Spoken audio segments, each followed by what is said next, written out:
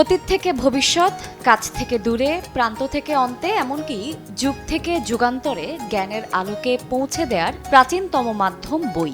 মননশীল জীবন গড়ার পরম সহায়ক ও নির্ভরশীল বন্ধু হল এই বই।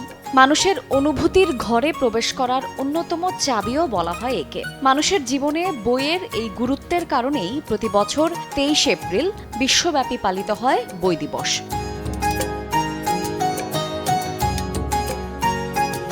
ইউনেস্কোর উদ্যোগে 1995 সাল থেকে প্রতি বছর এই দিনটি পালন করা হয়। বই দিবসের মূল উদ্দেশ্য হল বই পড়া, বই ছাপানো, বইয়ের কপিরাইট সংরক্ষণ করা সহ এ বিষয়ে জনসচেতনতা বাড়ানো। প্রশ্ন হচ্ছে, কেন এই দিনটিতেই বই দিবস পালিত হয়? কে বা কারা এর সূত্রপাত ঘটায়?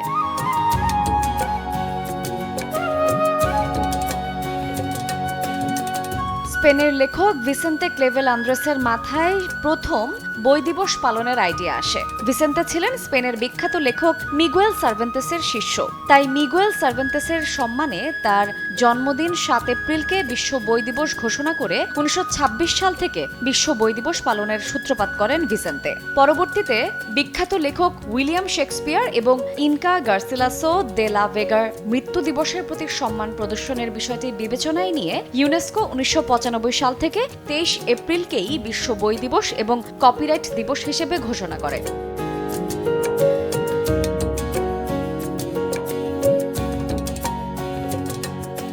প্রতি বছর দিবসটি উদযাপনে বিশেষ আয়োজনের পাশাপাশি ইউনেস্কো একটি থিম ঘোষণা করে। 2024 সালে বিশ্ব বই দিবসের থিম হচ্ছে রিড ইয়োর ওয়ে। 2001 সাল থেকে প্রতি বছর একটি শহরকে প্রতিযোগিতামূলকভাবে ওয়ার্ল্ড বুক ক্যাপিটাল ঘোষণা করা হয়। সৃজনশীল জ্ঞানভিত্তিক জাতি নির্মাণে বাংলাদেশেও বর্ণাঢ্য আয়োজনে বৈচিত্র্যময় বিভিন্ন কর্মসূচির মাধ্যমে বিশ্ব বই দিবস পালন এখন শুধুমাত্র সময়ের দাবি।